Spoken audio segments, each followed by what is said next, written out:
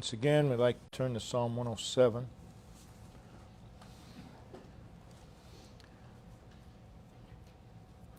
However, in Psalm 106, verse 47, there's this prayer. Save us, O Lord, our God. Gather us from among the heathen, to give thanks unto thy holy name, and to triumph in thy praise. And that seems to flow into Psalm 107. In verse 1, we see there is a call to give thanks. That's why they wanted to be delivered.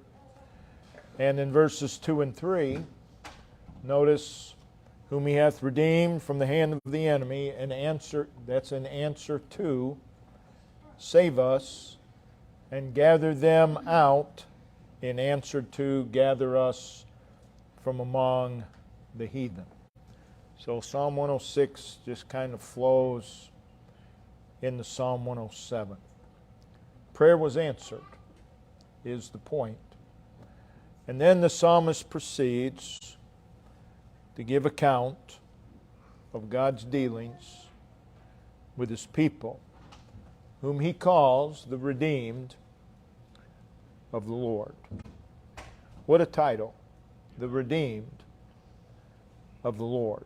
It speaks of an event that has happened in our lives, something real. But it's to the redeemed of the Lord that the psalm is addressed. Most likely, the song would have been sung by the congregation of Israel to celebrate all the historic deliverances, perhaps in the rebuilding of the temple. And the purpose was to remind them of what God had done, but also to remind them of God's ability to deliver them in whatever trial they had in their lives. In this message, we want to view this psalm as a reminder of God's ability. And it's also an epitome of our own experience of the gracious dealings of God in our lives. And we need to be reminded of such. And such needs to be celebrated. So for our text, Psalm 107, verse 6 and 7, Then they cried unto the Lord in their trouble, and He delivered them out of their distresses.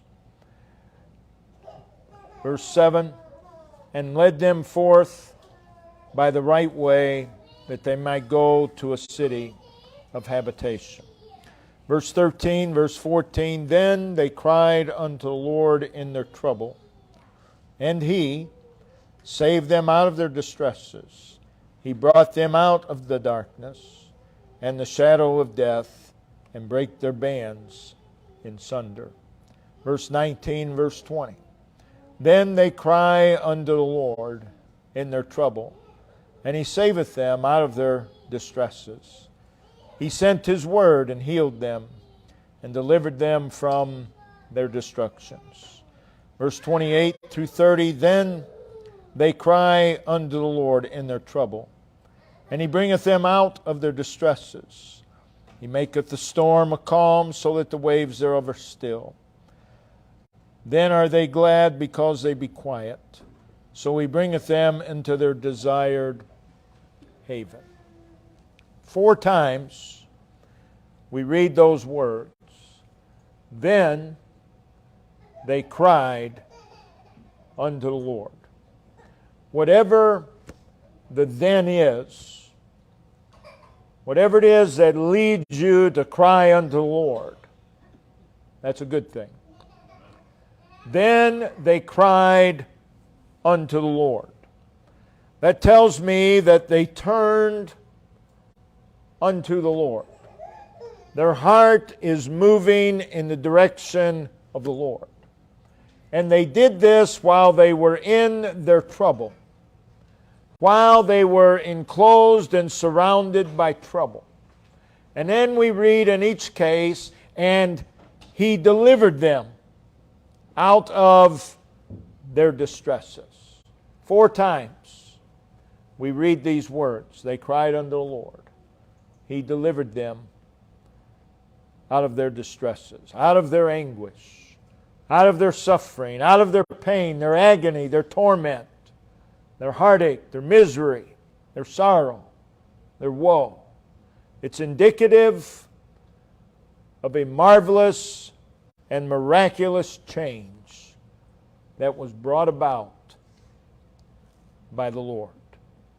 Each time it is followed by the statement that God, each time they cried to the Lord, God answered. He. So I want to speak this afternoon. Turn to God, not away. Turn to God, not away.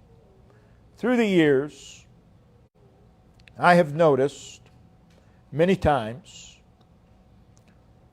many of God's people, in time of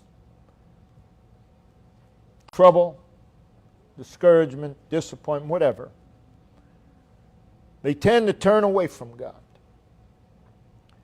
rather than to. That's never the answer. Never. We ought to always be turning toward God. Never are we to turn away from the Lord. Never. So, consider in this psalm that there are a variety of troubles, predicaments, a variety of conditions that are mentioned. As you read through the 107th Psalm, there are terrible predicaments and conditions that God's people often find themselves in. It begins in verse 2 that they were in the hand of the enemy, an opponent, an adversary, an antagonist, one who opposes. They're in the hand of the enemy. That is, the enemy has taken hold on them. In verse 3, they were in the lands, speaking of the fact that they were captive in enemy territories. In verse 4, they're in the wilderness, an unsettled place, place of many dangers. And we see that this was also a solitary way, a gloomy place, a vacant place. And we read they found no city to dwell in. And as it was a place of fruitless search. And we read that they wandered. And as they moved about in this place aimlessly, straying in these places and getting nowhere. In verse 5, there are the words hungry, thirsty, fainted. In verse 6, there are the words trouble and distresses. In verse 9, there is the longing and hungering soul. In verse 10, there is darkness. There is the shadow of death. And there are the words bound, affliction, and iron. In verse 11, we read that there was rebellion in their lives. In verse 12, there are the words brought down with labor. And they fell down, and there was none to help. And in verse 13, again we read of troubles, or trouble and distresses. In verse 14, we read of their bands. And in verse 16, there are the gates of brass and the bars of iron. In verse 17, there are the words fools, transgressions, iniquities, afflicted. In verse 18, there are the gates of death. In verse 19, again, trouble and distresses. In verse 20, there we read the words, their destructions, their demolition, their devastation. In verse 25, we read the stormy wind and the waves. In verse 26, they're so melted because of trouble. In verse 27, they reel to and fro and stagger and are at their wits' end. In verse 28, again, trouble and distresses. In verse 29, there is the storm. There are the waves. In verse 39, they are minished or diminished. And notice also brought low. That is, they're cast down. They're disheartened. They're shaken. And this through oppression or persecution and tyranny and affliction, distress, pain, and trouble.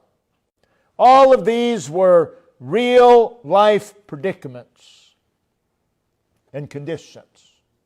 And God's people, the redeemed of the Lord, are not exempt from any of these conditions, from any of these predicaments. We've all been there. Some stay longer than others, but we've all been there. We've all experienced these things. But as you consider these things in this 107th Psalm, there is Redeemer God. And that changes everything. I mean, if you just read those words, all the things we just referred to, this would be a very depressing psalm. But the psalm is anything but depressing. Because the psalm, again, isn't about those things. The psalm is about Redeemer God. So let's look at God in the psalm. We see the predicaments mentioned in the psalm. But in the midst of all these things, there is God. Again, we can't say it enough. The psalm is not about these things. It's about God, the Redeemer. And we have to be careful what we make our life about. It's not about the events. We can't get through life without them, without the events. We're going to experience those things. But really, that's not the big picture. So we see God in the psalm. He's referred to as Lord, Jehovah, 12 times. The everlasting, immutable, self-existent, self-sufficient one, referring to the absoluteness of God, 12 times. He is referred to as God, Elohim, one time. Elohim meaning the strong and faithful one. Conveying the idea that regardless of the condition, regardless of the predicament, He is able. He is loyal. He is constant. He is true. You can depend on Him. He is also called the Most High. One time, conveying the idea that He is more than. He's more than any of these events. Again, it doesn't matter what the event is. Nothing changes who He is. And throughout the psalm, there are personal pronouns referring to Him. There's the word He, 21 times. The word His, 12 times. And Him, 2 times. In total, there are 49 references to God. It is a psalm about God. In the midst of all the situations in the psalm, there He is. There He is. Verse 1, we read the emphatic statement. He is good. He is good. Regardless of the events in our life, He is good. We also read that His mercy endureth. Through all these tough and troublesome and impossible conditions and places, His mercy endureth. This is God. In verse 43, we read of the loving kindness of the Lord. So in the midst of all these situations and circumstances, there is God. He is good. He is merciful. He is filled with loving kindness. In verse 8, verse 15, verse 21, verse 31, we read of His wonderful works, His extraordinary and astonishing works. And notice in those verses, verse 8, 15, 21, and 31, this is to the children of men. His wonderful works to the children of men. We read in verse 22, His works. And in verse 24, the works of the Lord. And also in verse 24, His wonders or His miracles. So, throughout the 107th Psalm, in the midst of the various impossible, overwhelming, helpless predicaments, we see His works, we see His wonders. So what does that tell us? In the midst of all those things, He is a God who can and who does work miracles. Everybody needs miracles. There isn't anyone here, there isn't any family, any home represented that is not in need of miracles. And God is the miracle worker. In verse 2, we read, He hath redeemed them. He hath redeemed from the hand of the enemy. In verse 3, He gathered them out. In verse 6, He delivered them out of their distresses. In verse 13, He saved them out of their distresses. In verse 14, He brought them out of darkness and the shadow of death. All of these things are miraculous. In verse 16, He hath broken the gates of brass and cut the bars of iron in sunder. In verse 19, He saveth them out of their distresses. In verse 20, He delivered them from their destructions. In verse 28, He bringeth them out of their distresses. In verse 30, He bringeth them unto.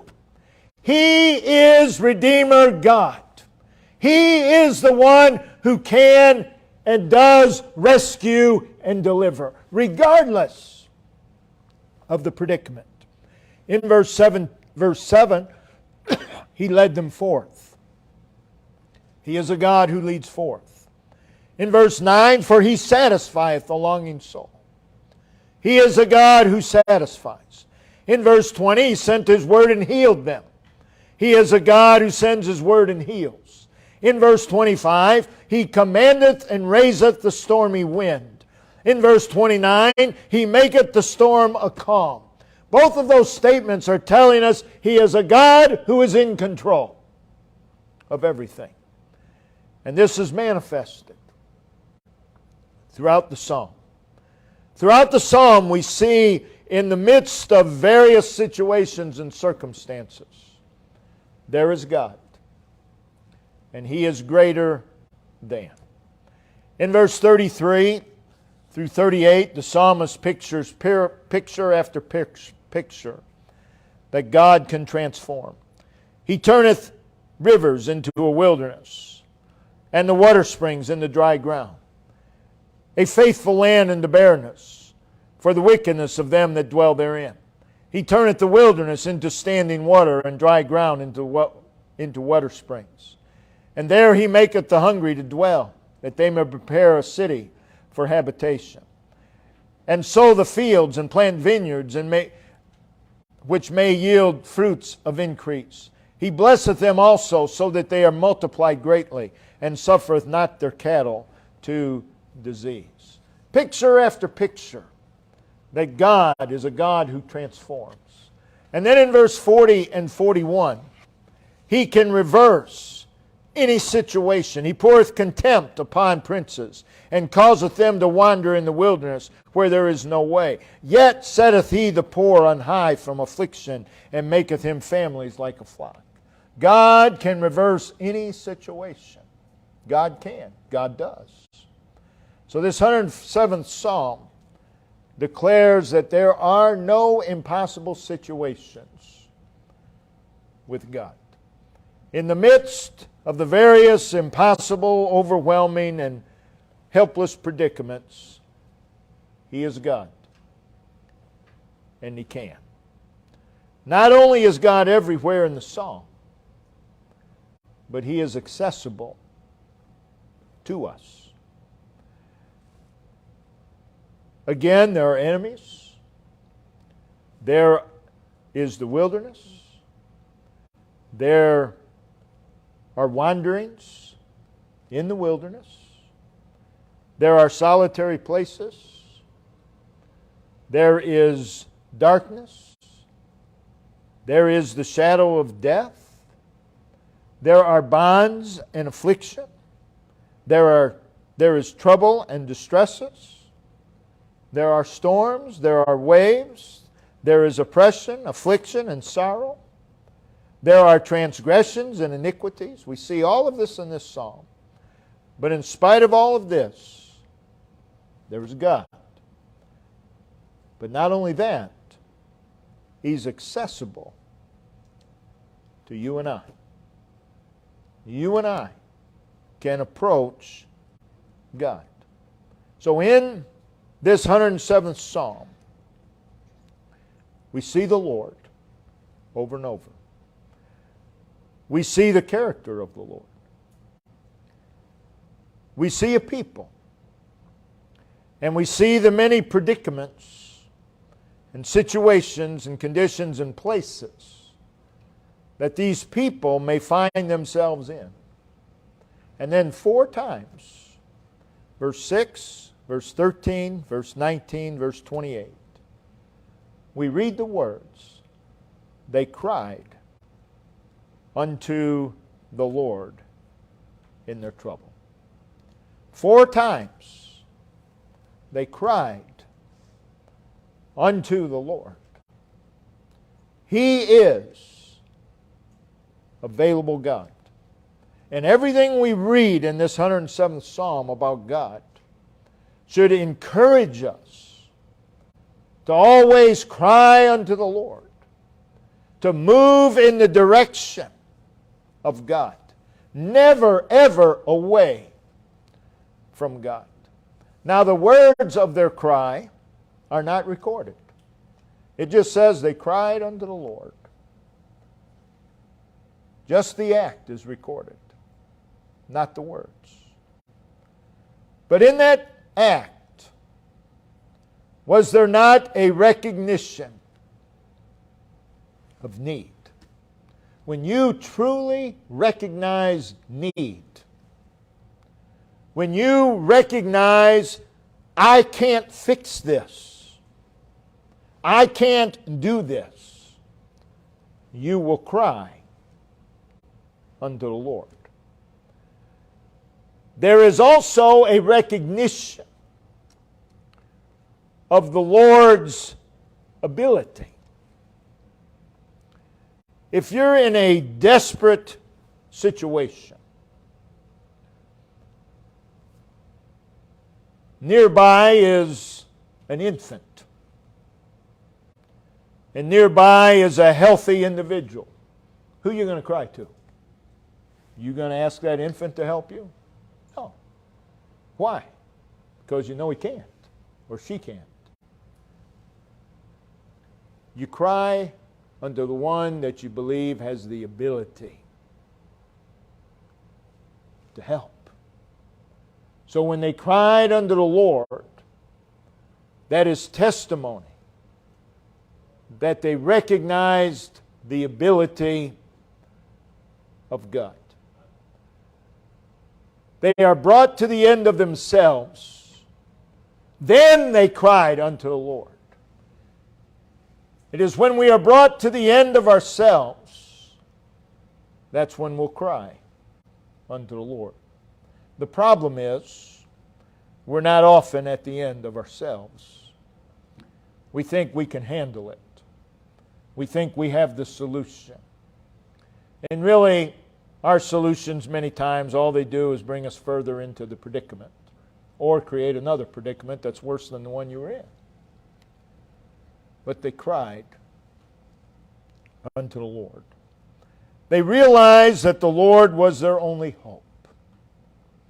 And when you realize, when all other hope is removed, and you realize your only hope is God,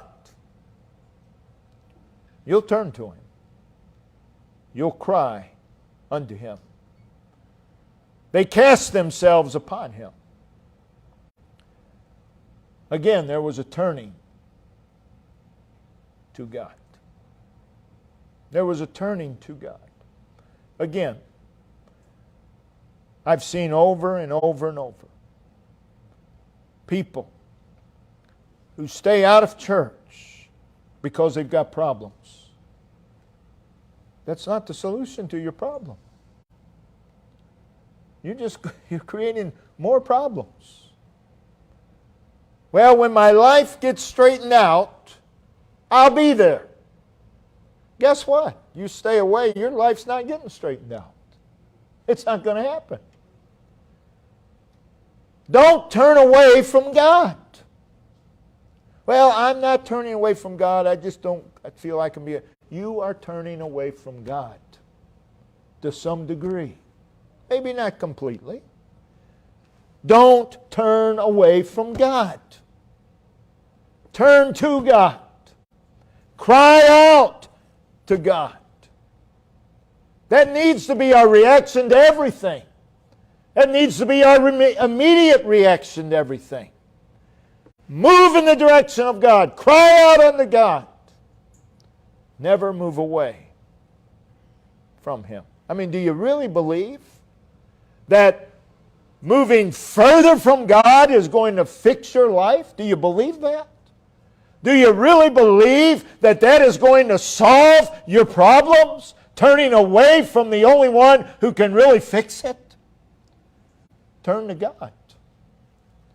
Always turn to the Lord. There may be someone here in verse 2 in the hand of the enemy, in the grip of an adversarial and opposing power. God's people get there, but there is God. And He is greater than the enemy that has you in its grip. Turn toward Him. Turn toward Him. There may be someone here, you find yourself in verses 4 and 5. They wander in the wilderness, endless circles. That describes the life of many a child of God. But there is God, and He knows the way. Turn to Him. There may be someone here, you find yourself in verse 10, bound in prison. But there is God. Turn toward Him.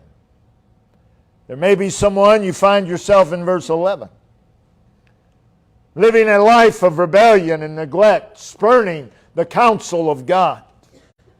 Or in verse 12, living a life of a helpless downcast. Or in verses 17 and 18, a life controlled by foolishness. And a life of spiritual disease and infection and disability and plague and weariness. What's the answer? Cry unto the Lord. Turn to God. Don't turn away from God. Turn to Him. People turn away from God and then they try to make you realize that that's the good thing, that's the best thing they can do. No, it's the worst thing you can do. It's never the right thing to do. Never. Never, never, never is it the right thing to turn or move away from God. Move toward Him. Move toward Him. Maybe someone, you find yourself in verses 23 through 27. On stormy seas. Again, turn to Him. Cry out to God. My point is, we have an unfailing resource in the Lord. How foolish not to make use of that resource. If unsaved, I pray that you see and feel yourself lost in sin. That's where you need to get to. That's where we pray God brings you to. That's the only way it's going to happen. That God would bring you to the end of yourself. I've seen it many times.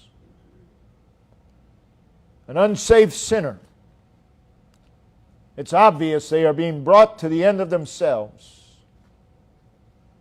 And God's people try to encourage them. The only encouragement you can give them is pointing them to Christ. I've seen God's people, same thing, brought to the end of themselves. That's a good thing. God has brought them to a good place. They're going to cry out unto God. But then God's people intervene and speak foolishness. And they begin to pray. Oh, Lord, deliver them from this situation they're in. God's put them there. That's where they need to be in order to cry out to God. I believe it would be better to pray, Lord, cause them to cry out to Thee. Cause them to know. The only one that can save your soul is the Lord. And He is the Redeemer throughout our life. Turn to Him. Don't turn away. Don't turn away from Him. Turn toward Him. As you turn toward Him, your problems may increase, but you just keep moving in His direction. You just keep moving in His direction. You turn away from Him, it may appear that things are working out for your good. That's a mirage. They're not. Because it can never be for your good to turn away from God. Turn toward God. Never turn away. And oh, how thankful we ought to be that we have a God to turn to. Brother John, or Brother Dave, if you'll come and lead us in verse song.